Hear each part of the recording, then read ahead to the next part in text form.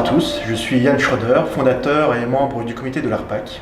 Bonjour à tous également, Guillaume Laurence, fondateur et membre du comité de l'ARPAC. Et nous sommes actuellement dans les locaux de l'Institut Mirabeau où nous allons interviewer Pierre-Maxime Saron.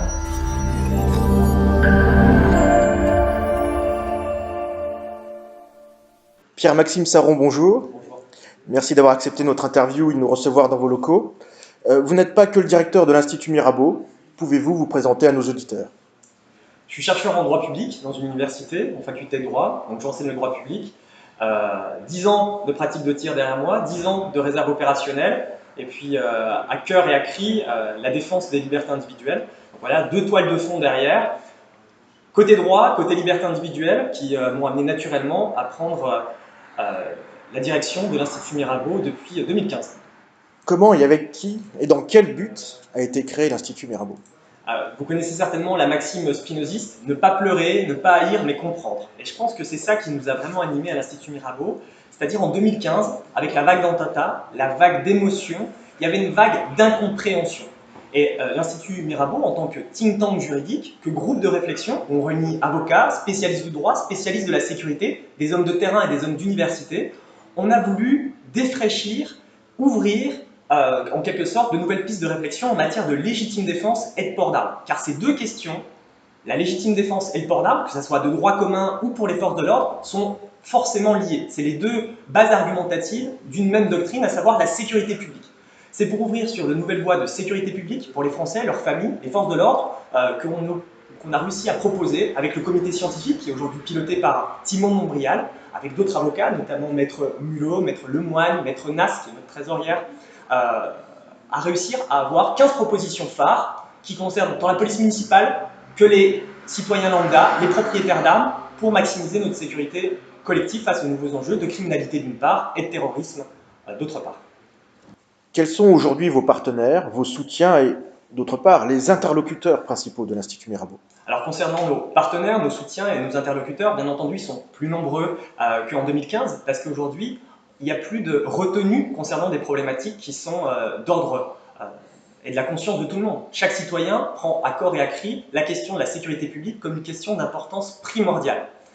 Et donc, tant du côté de la société civile, on travaille avec beaucoup de think tanks, des think tanks libéraux. Je vois que Génération Libre, dernièrement, a une réflexion sur la question. Elle s'ouvre à ces questions et pas forcément qu'à des questions économiques. Donc, que ce soit les libéraux, les conservateurs, à gauche, à droite, peu importe les tendances politiques, aujourd'hui, on travaille avec tout le monde. Et c'est pareil au niveau du législateur. On ne travaille pas avec un groupe de députés, on travaille avec l'ensemble des députés. Et ça, c'est important de le souligner parce que des fois, il est plus simple de travailler avec l'opposition. On se fait plaisir sur des propositions choc en matière de sécurité. Mais l'important, c'est d'être constructif, d'être crédible et d'avoir une vraie plus-value au sens législatif en matière de sécurité et de légitime défense, port d'armes pour les citoyens et les forces de l'ordre. Donc voilà, ce partenariat entre la société civile, les think tanks, les centres de recherche ou encore les associations bien connues de propriétaires et de détenteurs d'armes à feu, mais aussi les syndicats de policiers. On a besoin des remontées de terrain, on travaille avec les gens qui sont sur le terrain, c'est pas que des universitaires ou des rats de bibliothèque, on a besoin véritablement de propositions concrètes qui manquent et des propositions courageuses qui vont au-delà des idéologies. Le pragmatisme, et ça c'est important à l'Institut Mirabeau, doit vraiment présider l'ensemble des propositions qui sont aujourd'hui entre les mains du législateur. Nous avons assisté hier soir à une conférence de maître Laurent Franklina, avocat au barreau de Paris et auteur d'un ouvrage de référence pour les forces de l'ordre sur le port et l'usage des armes intitulé « Force à la loi ». La conférence était organisée par le Cercle Droit et Liberté et l'Institut Mirabeau. Qu'avez-vous retenu de cette conférence ? De deux choses, sur le fond, sur la forme. On aura pu retenir hier qu'on avait loué une salle de 200 personnes, il en est venu près du double, il en est 300 hier, donc 50% de forces de l'ordre. Donc on voit que la thématique, elle touche le citoyen lambda, l'étudiant, l'universitaire, le juriste, bien entendu, on organisait ça dans une université de droit, donc la chose en était bien naturelle, mais aussi les forces de l'ordre. Et là, il y a un point capital, c'est que les forces de l'ordre sont demandeurs d'une visibilité sur la légitime défense, du nouveau cadre d'employabilité des armes, qui est en quelque sorte une machine à gaz, même s'il y a de réelles avancées, mais on n'a pas un backup jurisprudentiel, donc on ne sait pas exactement ce que le juge va en faire in fine, ça c'est important. Il y a le stress opérationnel des choses, le stress juridique, pour les forces de l'ordre, mais aussi pour le citoyen lambda. Donc les gens ont besoin de comprendre, les gens ont besoin d'avoir des clés de lecture parmi une législation qui est assez restrictive, il faut le dire, en matière de légitime défense, mais aussi en matière de détention, de port, de transport d'armes. Hein, les deux choses vont l'une et l'autre ensemble. Donc on a organisé ça avec le Cercle Droit et Liberté, qui s'occupe des débats qui vont un petit peu au-delà du politiquement correct, et nous on s'en félicite, parce qu'aujourd'hui, le port d'armes, la question de la légitime défense, n'est pas un débat qui est incorrect, c'est un débat qui est nécessaire. C'est un nécessaire en termes de liberté, d'égalité et en fait de cohésion sociale. Parce que quand on parle de port d'armes, quand on parle de sécurité, quand on parle de légitime défense, en fait on parle du contrat social, de ce qu'il y a à la base de notre société, de ce à quoi l'État doit répondre prioritairement, et après, lorsqu'il est défaillant, ou par souci en fait de cohésion sociale, et c'est le pacte contractuel, eh bien le citoyen doit prendre le relais dès là où l'État est défaillant. L'État ne peut pas être là 100% du temps, et si toutefois il le pouvait, je doute que la chose en matière de liberté fondamentale, de liberté publique, en fait serait souhaitable. Donc une vraie réussite sur le fond, et sur la forme, on en est très content. Maître Lignard est un des spécialistes, avec Thibault de Montbrial sur les questions de légitime défense, donc il vient nourrir la réflexion, et la chose en est bien naturelle.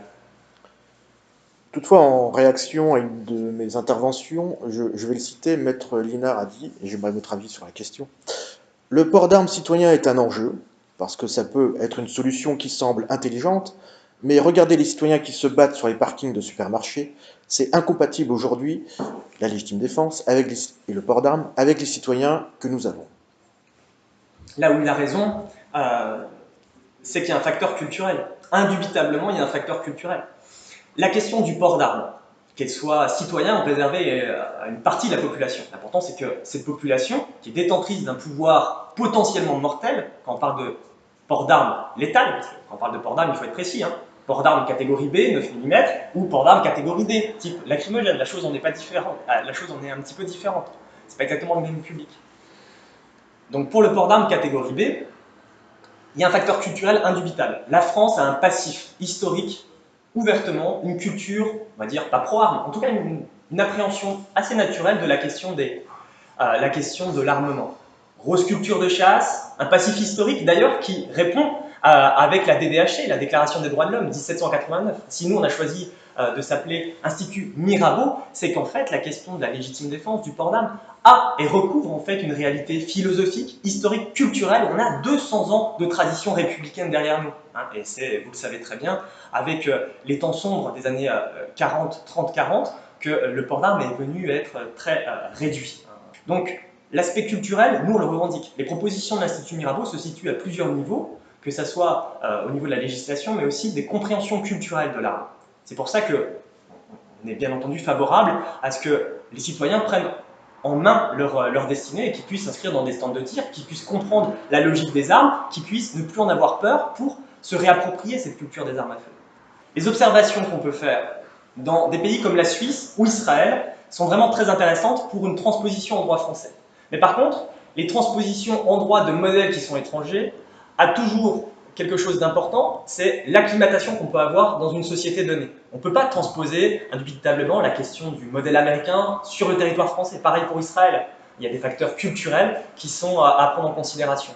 Toutefois, sur l'aspect des formations, sur l'aspect de la résilience de la société, sur l'aspect en fait de leur rapport à l'armée, notamment en Suisse, avec les armes de dotation, ce qu'on appelle l'armée de milice, avec la connotation qu'elle a en Suisse, qu'on n'a pas en France, bien entendu, sur des citoyens qui sont des citoyens soldats, eh bien nous, on l'a perdu en France. On l'a perdu, parce qu'on a fini le service militaire, on n'a plus cette appréhension des armements. Donc, sur la formation, sur la culture, je pense qu'il y a 2 points essentiels où des pistes de réflexion peuvent s'ouvrir pour ouvrir un port d'armes, avant toute chose. Mais dans ce contexte, en France, peut-on dire de l'Institut Mirabeau qu'il a, on peut dire du coup, un positionnement politique? Par exemple, le débat sur l'accès aux armes aux États-Unis, il est très politisé. Les associations de défense n'hésitent pas à appeler à voter pour tel ou tel homme politique, à les noter et à faire campagne pour ou contre eux. Alors, est-ce qu'on a un positionnement politique? Ça dépendra de ce qu'on entend par politique. Si par politique, vous voulez dire partisan, affilié à un parti, la réponse, assurément, elle est négative. Nous, on cultive notre liberté de ton, justement, pour pouvoir nourrir un débat intellectuel multipartisan. On va voir la gauche, le centre, toutes les formations politiques. Pas de problème de ce côté-là. Si toutefois par politique, vous entendez, comme disait Richelieu, l'art de rendre possible ce qui est nécessaire, indubitablement, le think tank Institut Mirabeau, en qualité de boîte à idées, est là pour nourrir le débat. On intervient auprès des pouvoirs publics, on intervient sur la scène médiatique pour justement tendre la main avec de nouvelles propositions qui sortent un peu des sentiers battus. Donc là, on est politique. On veut bouger le débat, on veut bouger les citoyens sur des thématiques qui sont essentielles et qu'ils attendent. Donc là, on est politique, bien entendu. Et en plus, on cultive notre liberté de ton, c'est pour ça qu'on se détache des partis politiques, on se détache de toutes les tendances pour avoir cette liberté, aussi par cette liberté de financement. On a un positionnement libéral aussi sur notre financement, on refuse toute subvention publique, et donc ça nous permet de garantir des recherches qui soient neutres, et non pas afféodées à un parti, non pas afféodées à une entreprise, parce qu'on a une politique de financement très stricte en la matière, qui permet d'avoir une crédibilité scientifique sur ces thématiques-là. Sur le contexte américain, parce que c'était l'une de vos questions, en France, on n'a pas de NRA, on n'a pas de GOE, ça n'existe pas. On a le comité Guillaume Tell, on a la Fédération française de tir, les fédés de chasse, mais est-ce que demain, elles peuvent financer comme la NRA 55 millions pour une campagne présidentielle? La réponse est négative. Et si tant est qu'elles le puissent, je ne suis pas certain qu'il y ait en fait une société qui soit prête à la question. Donc, elle n'existe pas en France, et de deux choses l'une. Je pense que chasseurs, tireurs, collectionneurs sportifs ont un poids politique, et qu'il faut qu'ils puissent s'en saisir demain par les urnes, mais que c'est un poids qui est minoritaire, et que par là même, je pense qu'au-delà de ce triptyque traditionnel chasseur, collectionneur, tireur sportif, il faut que le citoyen, lui, puisse être un porte-étendard pour essayer d'infléchir certaines directives, certaines élections. Mais attention, on est très loin du contexte suisse ou américain. Il faut quand même toute raison garder. On est un poids politique somme toute assez modéré. C'est pour ça que la question de la sécurité est quelque chose de plus global. La sécurité, ça passe pas que par le port d'armes, pas que par la légitime défense, pas que par la riposte. C'est quelque chose de plus global et de plus large. Vous avez dit, c'est repris sur le site de l'Institut Mirabeau, l'esprit de la légitime défense a été perverti par une jurisprudence restrictive, voire militante. Pouvez-vous développer votre pensée à ce sujet? Oui, bien sûr. Elle est restrictive parce qu'on a une jurisprudence, c'est-à-dire une somme de décisions de justice qui vient préciser la loi. On a une loi qui nous donne des critères, 122-5 du code pénal. Proportionnalité, immédiateté, etc., etc. On les connaît tous. Simplement, sur ces critères, le juriste va s'interroger. Qu'est-ce que le juge va entendre in fine? Parce que c'est le juge qui sera la bouche de la loi, comme on dit en droit. C'est lui qui va dire exactement ce qu'on entend par proportionnalité. Et il va le faire au regard en fait, de situations factuelles, d'un contentieux. Le contentieux, il a quand même pas mal de jurisprudence avec lui, puisque maintenant la 122-5 est assez vieux, entre guillemets, voire poussiéreux, puisque le juge en fait, a une interprétation quand même, somme toute, assez surprenante. Et c'est pour ça que j'utilise le mot de militant. Militant parce qu'il y a la loi et il y a la jurisprudence. La loi, il n'y a pas tant de problème sur les qualifications de la loi. Par contre, la jurisprudence, ce qu'on a fait le juge a été inférieur à ce que permettait la loi. Exemple sur la légitime défense de nuit, où aujourd'hui les cours et même les parquets en fait, ne viennent à plus du tout la reconnaître, alors qu'il y a une présomption de légitime défense de nuit. Et ça, c'est très embêtant. On voit que là, il y a un facteur militant. Là, il y a ce que les juristes appellent presque un gouvernement des juges. On infléchit complètement la loi. Pareil sur la proportionnalité, sur l'immédiateté, il y a un facteur tellement mathématique, non pris en compte de l'aspect psychologique de sa défense. Allez poser la question à un juge de qu'est-ce que l'effet tunnel. Allez poser à un juge la question d'une différence matérielle entre un revolver, un pistolet, du semi-automatique, de l'automatique. Ils ne connaissent pas. Maître Liénard, à juste titre, hier, nous rappelait que certaines juridictions, parce qu'ils traitent un contentieux aussi large, ça peut être de la petite délinquance, du deal, et parfois de la légitime défense, ne comprennent pas la légitime défense au point où des juges lui ont dit « la légitime défense pour autrui n'existe pas ». Enfin, quand on a des magistrats professionnels qui en viennent à avoir ce discours sur la légitime défense, là il y a un problème de formation. Ce n'est pas que la formation juridique. L'appréhension des armes est malaisée par les juridictions. Donc c'est pour ça qu'à l'Institut Mirabeau, on propose que ceux qui sont en cours d'assises ou en correctionnel puissent aller, lors d'un stage à leur formation à l'ENM, à l'école de magistrature, quelques semaines avec une BAC sur le terrain, voir ce qui est concret dans les cités ou même simplement dans les rues qui paraissent calmes sur la légitime défense. Savoir comment le stress juridique impacte en fait la réalité opérationnelle des forces de l'ordre. Ça, c'est un facteur très important. Et j'ai utilisé le mot militant pour un deuxième point. Moi, je vous invite à voir la jurisprudence de certaines juridictions. Bobigny, où le syndicat de la magistrature, loin d'être neutre politiquement, vous le savez, parce qu'il pèse aussi dans les élections, il s'exprime sur les élections. Donc là, d'ailleurs, ça interroge sur, on va dire, la neutralité de la justice quand, face à nous, on a un magistrat de l'ENM et que nous, on a été, jusqu'à preuve du contraire, en état de légitime défense.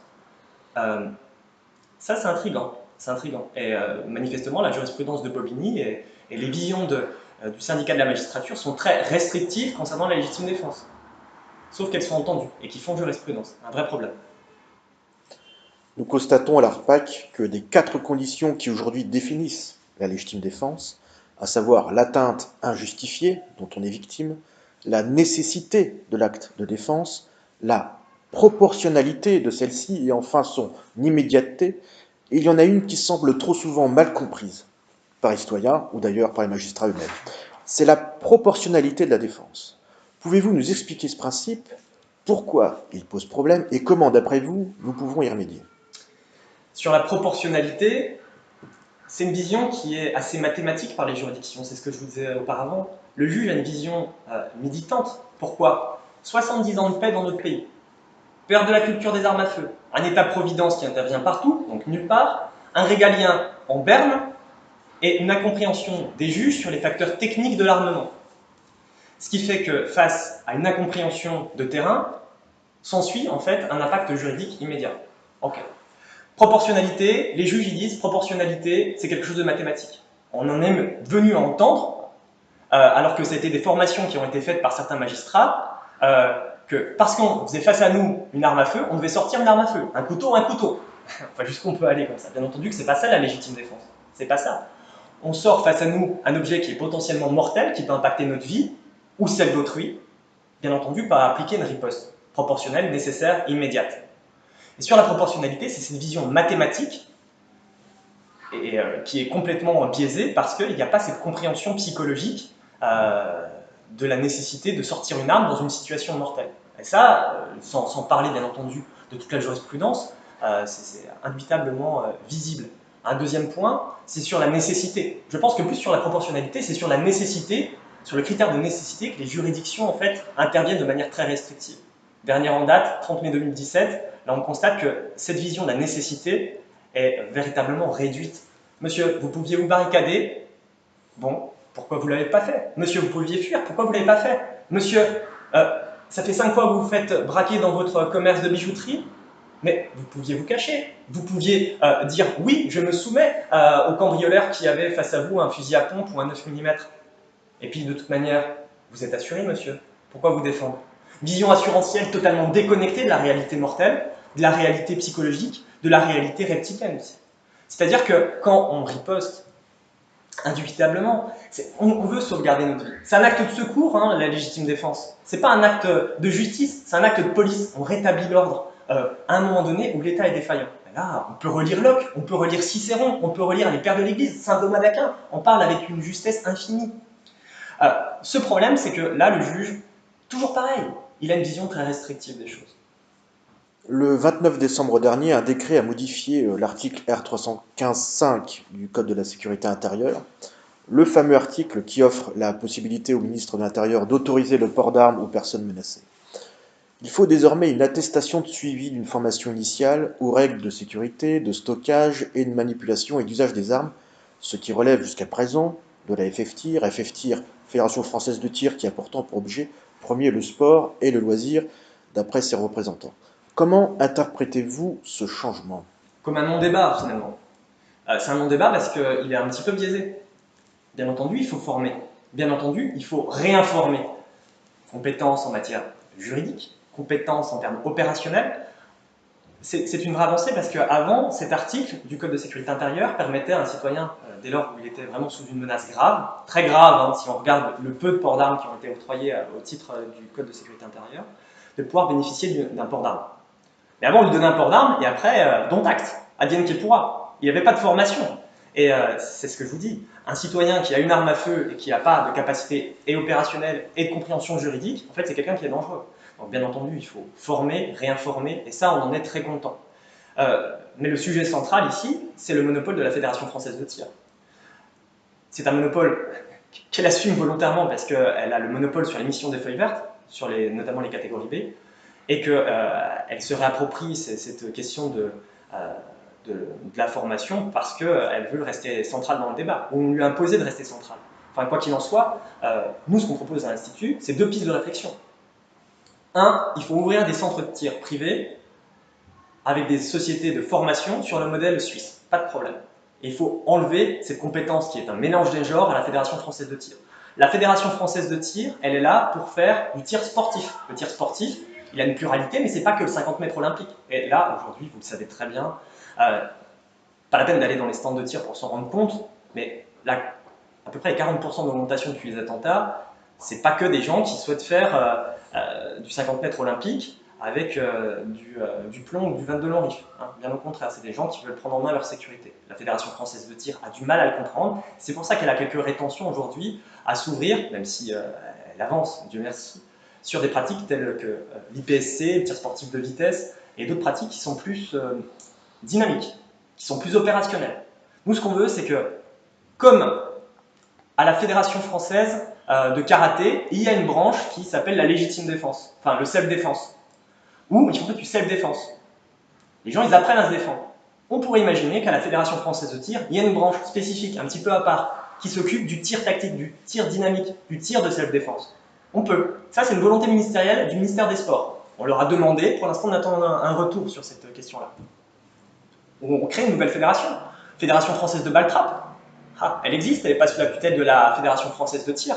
On peut parfaitement imaginer une nouvelle fédération. Reste là encore le facteur de volonté politique là-dessus.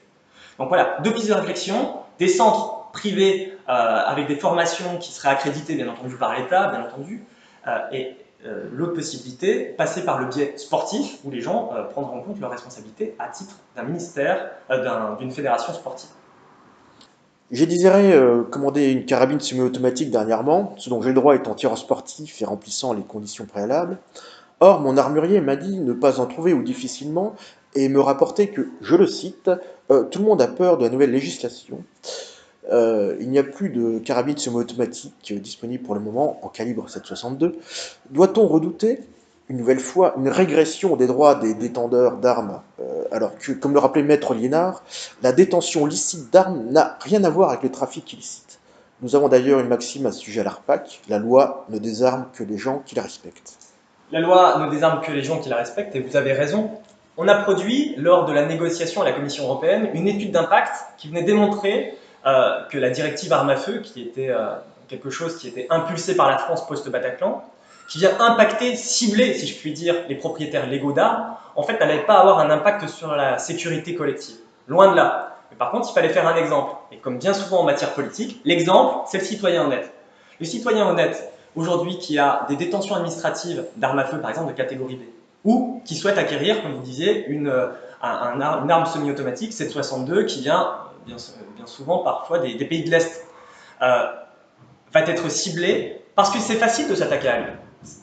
Moi, je me pose la question, pourquoi la réaction de l'État français n'a pas été d'ouvrir des négociations où la législation a la répression, l'information, le renseignement, enfin plein d'autres facteurs qui viennent sécuriser l'espace public. Non, on s'est attaqué aux tireurs sportifs.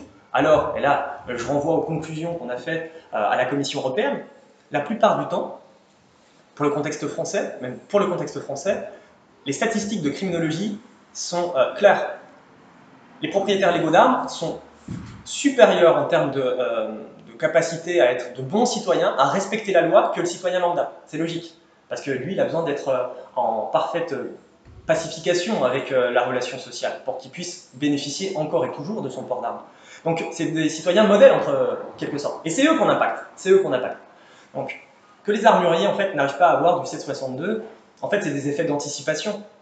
Il y a une législation qui est douteuse. On ne sait pas exactement comment ça va être transposé en droit interne. Là, on a des indices. Hein. Et puis, la négociation qu'on a fait au niveau européen, les lignes ont été très, très dures à bouger. On a essayé d'infléchir ça au niveau... c'était pas plus tard que ce mois-ci, puisque la transposition en droit interne, c'était ce mois-ci. Mais là, le gouvernement ne veut rien entendre. Ça a été négocié au niveau européen. Bon, tant pis. Il n'y a pas d'effet, pas de matière juridique véritablement tangible pour maximiser la sécurité. Mais peu importe, on a bougé. Et on est content, on est politique, on se salue et tout va bien. Et c'est pas comme ça que ça marche, hein, si véritablement on veut une politique qui sert l'intérêt général. Il faut faire attention à ce que les effets d'anticipation des armuriers, mais surtout des tireurs qui hésitent à acheter du 7,62 par exemple, ne soient pas ce qu'on appelle en économie des anticipations autoréalisatrices. C'est-à-dire qu'à force de douter sur une législation, on transfère nos choix de consommation vers d'autres calibres qui pourraient être moins impactés avec une législation restrictive. Et ça, c'est toute la question qu'on peut avoir. C'est-à-dire que certains vont dire « Non, mais je ne veux pas acheter une catégorie B parce que l'État va potentiellement me la prendre rapidement. » Attention, attention parce que, et là c'est un aspect, on va dire, de politique globale, c'est-à-dire, si on est beaucoup de propriétaires d'armes à feu catégorie B, force de l'ordre bien entendu, mais aussi le citoyen lambda qui fait son sport dans un stand de tir, le poids politique est totalement différent. Et ça, c'est très important de le comprendre. Anticipation des armuriers, c'est normal, c'est le marché libre. Anticipation réalisatrice, attention aux tirs sportifs. Attention. Quels sont les projets de l'Institut Mirabeau pour cette nouvelle année et comment pouvons-nous vous aider? Je crois qu'on va continuer sur notre lancée. On a eu de bonnes avancées en termes de répercussions législatives. Projet de loi sécurité publique 2017. On a contribué au rapport remis au Premier ministre avec l'INHESJ. Ça, c'était une belle avancée. On a pu infléchir par la voie d'amendement avec l'opposition.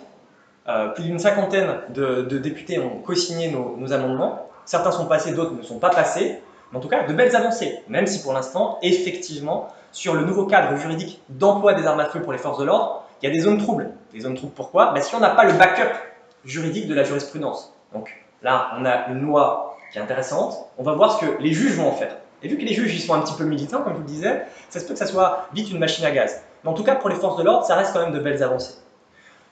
Port d'armes, possibilité de port d'armes avec une formation afférente pour des privés. Enfin, même si ce n'était pas exactement le cas auparavant, mais enfin, ceux qui peuvent avoir des armes à feu, c'est pas simplement pour protéger de l'argent. D'accord? Avant, on voyait à plus juste titre la protection de l'argent plutôt que la capacité à riposter sur une atteinte physique d'une personne. Donc là, aujourd'hui, les privés peuvent être des partenaires à la sécurisation de l'espace public. Mais ça, c'est pareil, c'est le projet de loi sécurité publique qui a été voté en février 2017.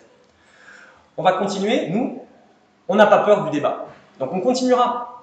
Port d'armes hors service, entre guillemets, de l'ensemble des forces de l'ordre.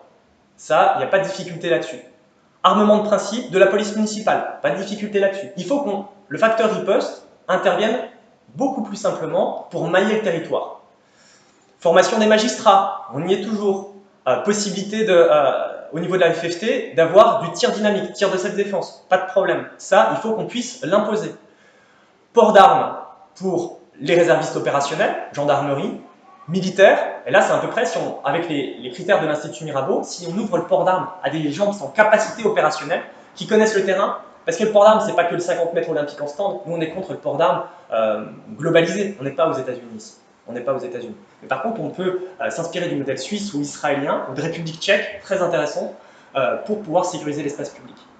C'est à peu près 180 000 personnes qui pourraient sécuriser l'espace public. Il faut être des copartenaires de la sécurité. Ça, c'est vraiment important. La société civile, elle n'est pas à part. La société civile, elle doit ensemble garantir la sécurité collective. On doit tous être main dans la main pour justement sécuriser l'espace public. Donc, ces thématiques-là, et puis après, avoir une réflexion, pourquoi pas plus large. La doctrine Castle aux États-Unis est très intéressante pour la sanctuarisation du domicile. Il y a pas mal d'affaires dernièrement qui ont fait écho. Donc avoir une réflexion, ça c'est un petit peu plus improbable par rapport au contexte français, mais il faut ouvrir la réflexion, ouvrir les champs de compétences, ouvrir le débat, parce que sans débat, en fait, on ne fera jamais rien avancer. Proposition crédible, possible, adaptée au contexte culturel français, et là on va avancer dans le bon sens.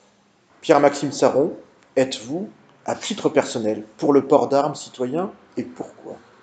Ma position, c'est celle de l'Institut Mirabeau, c'est-à-dire qu'il faut que, effectivement, on puisse avoir un maillage territorial, des gens qui sont en capacité opérationnelle, privés, publics, forces de l'ordre, citoyens qui ont fréquenté les réserves opérationnelles, anciens forces de l'ordre, qui puissent bénéficier d'un port d'armes, indubitablement parce qu'ils sont en capacité opérationnelle. La question, c'est pas simplement de savoir tirer dans un stand, c'est savoir aussi réagir sur le terrain concret face à une confrontation, face au risque de mort. Le tir tactique, là, est très important. Il faut favoriser les formations.